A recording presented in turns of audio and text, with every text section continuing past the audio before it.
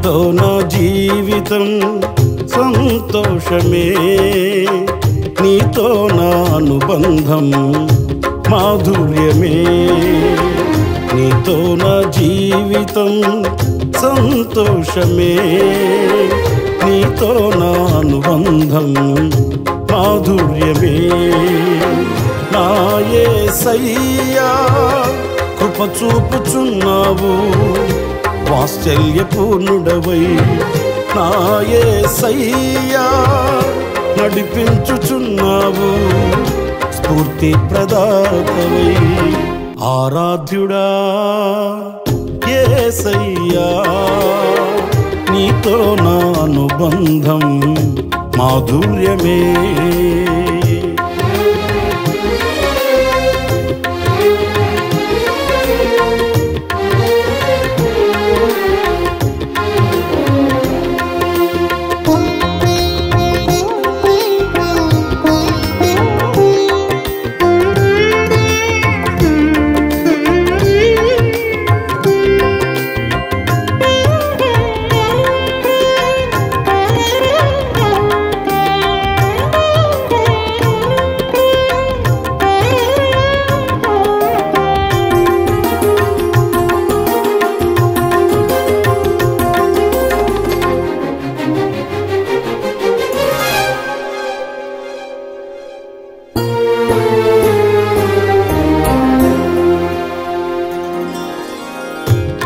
ఆకాశమందుండి ఆశీర్వదించితివి, అభాగ్యుడనైన నేను కనికరింపబడితిని.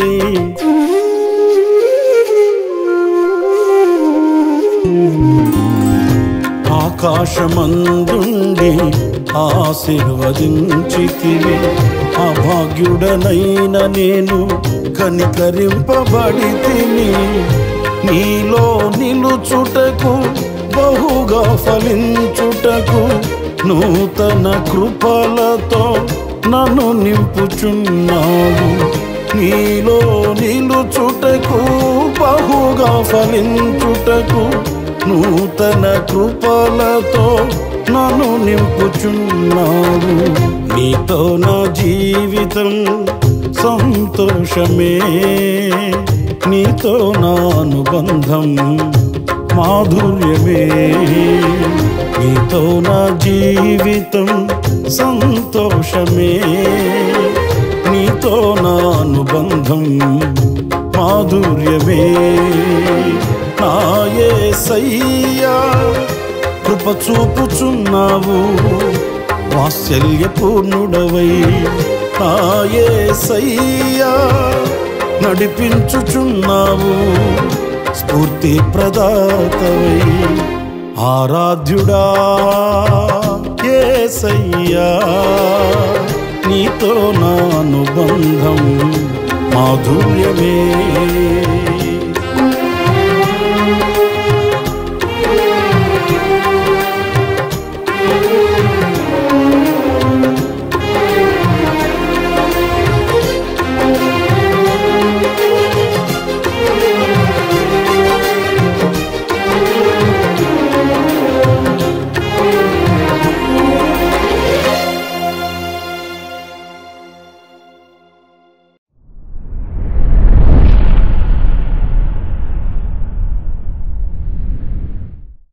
Praise the lord.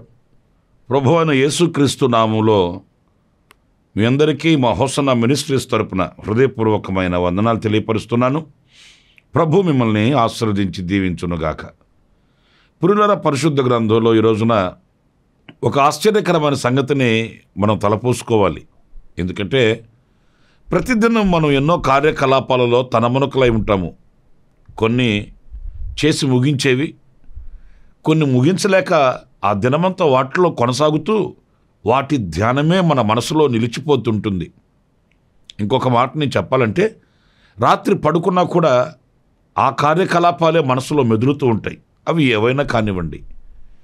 కానీ ఒక ఆత్మీయుని మనసులో ఎలాంటి ఆధ్యాత్మికమైనవి మెదులుతూ ఉంటాయి, ఆ దినమంతా వాటి చేత ఎలా నడిపించబడుతూ ఉంటాడు అనేది పరిశుద్ధ గ్రంథంలో మనం చదివినప్పుడు ఒక వింతైన ధోరణి.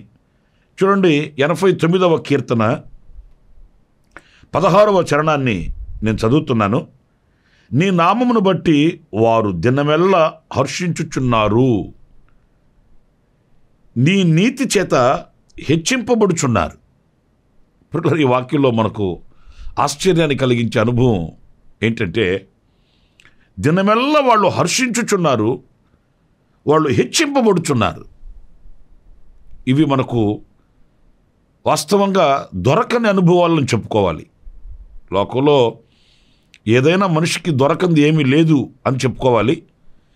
ఏదైనా దొరకనిది ఉన్నది అనంటే, ఈరోజు మనిషి ప్రయాసపడవలసింది ఏదైనా ఉంది అనంటే వీటి కొరకే ప్రయాసపడుతున్నాడు. సంతోషం కొరకు, హెచ్చింపు కొరకు, ఈ రెండింటి కొరకే మనిషి తహతహలాడుతున్నాడు, అహర్నిశలు ప్రయాసపడుతున్నాడు. ఇవి ఎక్కడ దొరుకుతాయో తెలియక, ఎవరు అనుగ్రహిస్తారో ఎరుగక లోకంలో పలు చోట్లకు వెళుతాడు, పలు కార్యక్రమాలలో తనమునకలై ప్రయాసపడుతుంటాడు. అయితే దేవుని వాక్యం అంటుంది, ఆయన నామమును బట్టి దినమెల్లా ఆయన యందు విశ్వాసం ఉంచువారు, ఆయన యందు భయభక్తులు కలిగిన వారు దినమెల్లా హర్షించుచుంటారు. అంటే వారికి ఆ దినమంతా కూడా ఒక చెప్పశక్యము కాని ఆనందం, సంతోషం. ప్రియులారా, ఈరోజు డబ్బు మనిషికి సంతోషాన్ని ఇస్తుందా అంటే తాత్కాలికంగానే. పదవులైనా ఆధిక్యతలైనా మనిషికి ఆనందాన్ని కలుగు చేస్తున్నాయా అంటే అది తాత్కాలికమే. మరి ఉన్న జనమే కానీ, ఉన్న బలమే కానీ మరి సంతోషాన్ని కలిగిస్తుందంటే అది అశాశ్వతమే. మరి ఆయన నామమును బట్టి స్తుతించగలిగితే, ఆయన నామాన్ని బట్టి ఆరాధించగలిగితే, ఆయన నామాన్ని బట్టి ఆనందించగలిగితే దినమెల్లా వానికి ఆ ఆనందం నిలిచి ఉంటుంది. అంటే ఆ దినమేనా అంటే కాదు, ఎన్ని దినములు మనం ఈ లోకంలో బ్రతికినప్పటికీ, ఎన్ని సంవత్సరాలు మనం ఈ లోకంలో ఉన్నప్పటికీ మన జీవిత దినములన్నీ కూడా ఆనందంతో, సంతోషంతో, హర్షించుచు, ప్రహర్షించుచు బ్రతికి బ్రతుకు మనకు కలుగుతుందని ఈ వాక్యంలో మనం గమనించాలి. అంతేకాదు, నీతిని బట్టి ఆయన హెచ్చిస్తాడట మనల్ని. మనం కోరుకోవాల్సిన అవసరం లేదు. నన్ను హెచ్చించండి, నన్ను హెచ్చించండి, నేను ఇంకా ఉన్నత స్థానానికి వెళ్ళాలి, నన్ను హెచ్చించండి అని మనం కోరుకోవలసిన అవసరం లేదు. మనం నీతిని అనుసరించిన వారమైతే దినమెల్లా హర్షించుచు మనం హెచ్చించబడుతాము అనే వాక్యాన్ని మనం అన్వయించుకోవాలండి. ఆ దైవ నీతిని ధరించుకోవాలండి. ఆ దైవ నీతిని వెంబడించాలండి. ఆ దైవ నీతి ఎలాంటిదో, ఏ పాటిదో మనం అర్థం చేసుకొని ఆ నీతిని మన హృదయంలో దాచుకొని నీతియుక్తమైన ప్రవర్తన గలవారమై మనం ముందుకు వెళ్ళవలసిన అవసరం ఎంతైనా ఉందండి. ప్రియమైన దేవుని బిడ్డలారా, మరి డబ్బు ఖర్చు పెట్టి సంతోషాన్ని కొనలేము, కానీ దేవుడు మనకు అనుగ్రహిస్తాడు ఆ సంతోషం. దాని కొరకు మనం ప్రాధేయపడి మనం ఆ సంతోషం చేత ఒక దినాన్ని మనం ముగించాలి. కొందరు చూడండి, కష్టపడతాడు, శ్రమ పడతారు, కానీ ఆవేదనతోనే, బాధతోనే, దుఃఖంతోనే మరణం అనే మంచం మీదకి ఎక్కుతారు. బాధాకరమైన విషయం అండి. వాళ్ళు సంపాదించింది వాళ్ళు తినలేని పరిస్థితులు, ఏదో తెలియని దుఃఖమే, ఆవేదనే, ఆక్రందనే. రేపటి రోజున మరలా నిద్ర లేస్తే నేను ఏం చేయాలి, ఎక్కడికి వెళ్ళాలి, ఎవరిని పట్టుకోవాలి, ఎవరి దగ్గరికి వెళ్ళి ఎవరి పాదాలు పట్టుకొని బతిమాలుకోవాలి, ఇదే ఆలోచనలండి. ప్రియులారా, దినమెల్లా హర్షించి సంతోషిద్దాం. ఒక దినాన్ని మనం ఆనందంతో ముగిద్దాం, సంతోషంతోనే ముగిద్దాం. అరుణోదయమును కృప పొందుకొని మరలా ఆనందంతో దేవుని సన్నిధిలో నిలిచే వ్యక్తులుగా సిద్ధపడుదాం. మరొక మాట, 86వ కీర్తన 3వ చరణంలో నేను మీకు చూపిస్తాను. ప్రభువా, దినమెల్లా నీకు మొరపెట్టుచున్నాను, నన్ను కరుణింపుము. ఇది 2వ అనుభవం అండి. దినమెల్లా ఆయనకు మొరపెట్టుకోవడం, మొరపెట్టడం, ప్రార్థన చేయడం. నేను అనకూడదు, కానీ మనకు ప్రార్థన అంత పరిచయం ఉండదండి. ఎందుకంటే ఈ రోజున అడ్వర్టైజ్మెంట్లు, ఆఫర్లు ఎక్కువైపోయినాయి. మా కొరకు మీరు ప్రార్థన చేయండి అని మనం చెప్తుంటాము, మీ కొరకు మేము ప్రార్థన చేస్తాం అని పోటీ పడేవాళ్ళు ఎక్కువైపోయారు. తద్వారా ఏం జరుగుతుంది? ప్రార్థనకి మనకు ఒక సహవాసం లేకుండా పోతుంది. ప్రార్థనకి మనకు ఒక అనుబంధం లేకుండా పోతుంది. ఎందుకంటే మన కొరకు ప్రార్థన చేస్తామని మరి అభయం ఇచ్చేవాళ్ళు ఉన్నారు, వాగ్దానం చేసేవాళ్ళు ఉన్నారు. మనకు మరి ఒకరి తర్వాత ఒకరు ఆఫర్లు ఇచ్చేవాళ్ళు ఎక్కువైపోయారు.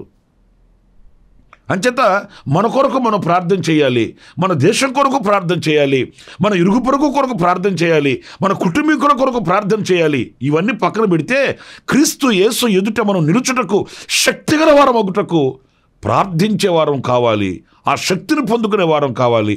ఈ అనుభవాలన్నీ మనకు దూరం అయిపోతున్నాయి. ఏదైనా అవసరం వస్తే ఈ అవసరంలో మనకు ఎవరు ప్రార్థన చేస్తారా అని పరుగులు తీస్తున్నామే, కానీ ఈ అవసరంలో ప్రభు పాదాలు పట్టుకోవాలి అనే ఆలోచన మనకు కలగట్లేదు కదా. ఏదైనా అక్కర వచ్చినప్పుడు ఎవరికి ఫోన్ చేసి ఎవరి దగ్గర ప్రార్థన చేయించుకొని సంతృప్తి పొందుతామా అనుకుంటున్నారే, కానీ ఆ సందర్భంలో మనకు గుప్పిలు విప్పగలిగిన, సహాయం చేయగలిగిన, శక్తి కలిగిన దేవుడు ఉన్నాడు కదా అని ఆయన సన్నిధికి నడవలేకపోతున్నాం కదా. కానీ భక్తుడు చూడండి, దినమెల్లా మొరపెట్టుచున్నాడట. అంటే ఆయనకి ఆ దినమంతా అదే మనవి, అదే విజ్ఞాపన, అదే ప్రార్థన అతని హృదయంలో ప్రతిధ్వనిస్తూ ఉంటుందన్నమాట. అంటే దినమల్లా ప్రార్థన చేస్తున్నానంటే ఏమయ్యా ఉదయం నుంచి సాయంకాలం వరకు ప్రార్థనలోనే ఉంటారా అని అమాయకంగా అడగొద్దు. ఎన్ని కార్యకలాపాలు చేసుకుంటున్నా, ఎన్ని పనులు చేస్తున్నా ఆ మనసు మాత్రం ప్రభువుని విన్నపించుకుంటూ, మొరపెట్టుకుంటూ, ప్రార్థన చేస్తూ ఆ అనుభవం అది అనుభవించిన వాళ్ళకి తెలుస్తుందండి. నా ప్రేమల సహోదరులారా, మరి ఈరోజున అలాంటి ప్రార్థన మనం చేయగలుగుతున్నామా అనేది విమర్శించుకోవాలి. ఆ ప్రార్థన అనుభవంలో ఉన్న ఆశీర్వాదాన్ని, ఆ ప్రార్థనలో ఉన్న ఆధ్యాత్మికమైన విలువల్ని, ప్రార్థనలో దేవునితో మనకున్న ఆ సహవాసంలో ఉన్న సంతోష సమాధానాల్ని మనం రుచి చూచిన వారమై ఉండాలని ఈ వాక్యాన్ని బట్టి నేను మీకు విన్నపించుకుంటున్నాను. మరొక మాట, ఇదే కీర్తనల గ్రంథంలో 71వ కీర్తన 24వ చరణాన్ని నేను చదువుతున్నానండి. నాకు కీడు చేయచూచు వారు సిగ్గుపడి ఉన్నారు, వారు అవమానం పొంది ఉన్నారు, కాగా నా నాలుక దినమెల్లా నీ నీతిని వర్ణించును, స్తోత్రం కలుగునుగాక. పిల్లల ఎంత అమూల్యమైన మాటలోనండి. దినమెల్లా ఆ నాలుక ఆయనను వర్ణించుచున్నదట. అంటే ఆయనను పొగుడుతున్నది, ఆయనను కీర్తించుచున్నది. ఎందుకని? కీడు చేయు వారిని దేవుడు తొలగించి వారు సిగ్గుపడేటట్లు చేశాడట. వారి అవమానం పొందుతున్నారట. దేవుడు తనకి ఒక గొప్ప జయాన్ని ఇచ్చాడండి, గొప్ప ఆశీర్వాదం కలిగించాడు. నేనున్నాను అని వెనుతట్టి నడిపించే శక్తి గల దేవుడు ఆ శత్రువులను హతమార్చాడు, శత్రువుల ఎదుట ఇతనికి ఘన విజయాన్ని ఇచ్చాడు. తద్వారా దినమెల్లా ఈయన నాలుక ఆయన నీతిని వర్ణించుచున్నదట. ప్రియులారా, మరి మనకు అంత కృతజ్ఞత ఉందా? ప్రభు చేసిన మేలులకు ఆయనను మహిమపరచడం, ఆయన చేసిన మేలులు తలంచుకొని జ్ఞాపకం చేసుకొని ఆయన స్తుతించడం. ఆయన ఏమై ఉన్నాడు, ఏం చేస్తాడు, ఏం చేయబోతున్నాడు, ఆయనలో ఉన్న మహత్యం ఏంటి, ఆయనలో ఉన్న ప్రభావం ఏంటి, ఆయనలో ఉన్న వీరత్వం ఎలాంటిది. ఏనాడైనా ఆయనను గూర్చి పొగిడి, ఆయనను గూర్చి స్తుతించి ఆరాధించిన అనుభవాలు ఆచూకీ మచ్చుకైనా కనబడుతున్నాయా? అనుభవిస్తాం, మర్చిపోతాం. దేవుడు గొప్ప కార్యం చేస్తాడు, ఆ గొప్ప కార్యాన్ని అనుభవిస్తాం. ఆపద తొలగిపోయిందంటే మనకు ఎక్కడ లేని శక్తి వచ్చేస్తుంది, ఇంకా మనకు ఎక్కడ లేని పనులన్నీ వచ్చి పైన పడిపోతాయి. అంతేగాని ఆయన చేసిన మేలు తలంచుకొని థ్యాంక్స్ చెప్పడం, కృతజ్ఞులమై బ్రతకడం, ఆయనను మహిమపరచడం ఈ రోజున చాలామందిలో కనిపించట్లేదండి. ఒకవేళ మాలాంటి దైవజనులు కాస్త గట్టిగా మాట్లాడితే ఏమంటారంటే, ఏమండి అది కూడానా?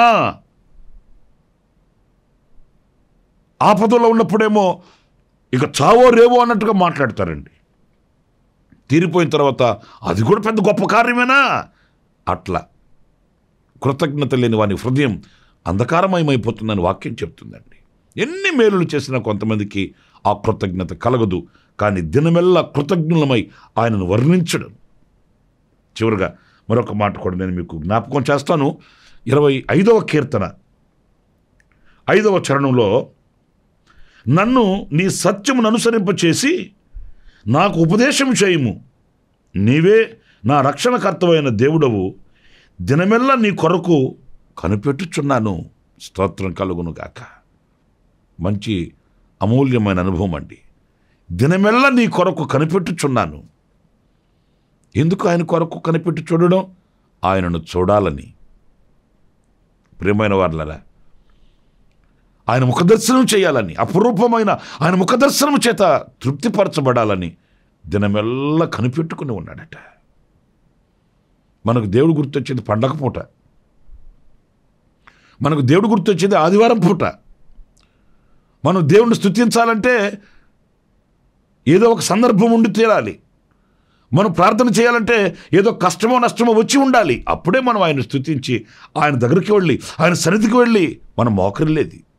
కానీ భక్తుడు అంటాడు, నేను దినమెల్లా కనిపెట్టుకుని ఉన్నానయ్యా. నా ప్రియమైన దేవుని బిడ్డలారా, మన ప్రభు యొక్క ముఖదర్శనం కొరకు మనం వేచి చూచి ఆ ముఖదర్శనం చేత మనం సంతోషించాలండి. మనుషులు ఈరోజు మనతో ఉంటారు, రేపటి రోజు లేకపోతారు. ఈ లోకంలో ఉన్న ఏదైనా మనతో కొంతకాలమే ఉంటుంది. కానీ ప్రభు మనతో ఎల్లకాలం ఉంటాడు, సదాకాలం ఉంటాడు. ఆయన మనతో నడుస్తాడు, ఆయన మనతో నిలుస్తాడు, మనకు ఆలోచనిస్తాడు, మనకు దృష్టినిస్తాడు. మనల్ని తిన్నని మార్గంలో ఆయన నడిపించుకుని తీసుకుని వెళ్తాడే. మరి ఆయన కొరకు కనిపెట్టుకుని ఉండలేకపోవడం ఏంటి? ఆయన చేసే కార్యాల కొరకు కనిపెట్టుకుని ఉండలేకపోవడం ఏంటి? కనుక ఇలాంటి అనుభవాలతో మనం దినమెల్లా ఆధ్యాత్మికంగా బలపరచబడతాము. అలాంటి కృప మనందరికీ ప్రభు అనుగ్రహించునుగాక. తలలు వంచండి, చిన్న ప్రార్థన చేసుకుందాం. కృపా సత్య సంపూర్ణుడ, జీవాధిపతి అయిన ప్రభువా, మీకు వందనాలు. దినమెల్లా మేము ఎలాంటి అనుభవాలు కలిగి ఉండాలనో మేము ధ్యానిస్తూ వచ్చాము. ఆ రీతిగా మమ్మల్ని మలచి మార్చి మా ఆధ్యాత్మికమైన వృద్ధిని మీరు కలిగించి మేము మీతో అంటు కట్టబడిన వారమై బహుగా ఫలించు వారముగా ఉండుటకు సహాయం చేయమని మమ్మల్ని ఒక్కొక్కరిని మీ చేతులు సమర్పించుకుంటూ యేసు నామములో ప్రార్థించి వేడుకొనుచున్నాను తండ్రి. ఆమేన్, ఆమేన్. ప్రభు మిమ్మల్ని దీవించి ఆశీర్వదించునుగాక. ఈ దినమంతా విశేషమైన కృప నా దేవుడు మీకు అనుగ్రహించునుగాక. ఆమేన్. ప్రతిదినము ఈ అనుదిన కృపాను సందేశముల కొరకు, ఇంకా మరిన్ని ఆత్మ సంబంధమైన సందేశాల కొరకు ఈ మా యూట్యూబ్ ఛానల్ ను సబ్స్క్రైబ్ చేసుకోండి. Pastor Ramesh hosanna ministries.